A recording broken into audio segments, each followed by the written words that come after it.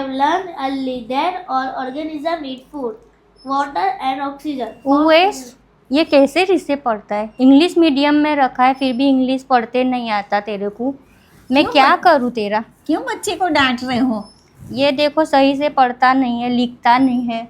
तो फिर IISc class है ना, उसमें रख दो, वो लिखना पढ़ना सब सीख जाएगा। क्लासेस की फी तो कितनी होती अरे बहुत ही कम फी में सिखा देते उधर। है? ऐसा अच्छा हाँ है। चलो मैं लेके चलती हूँ आपको।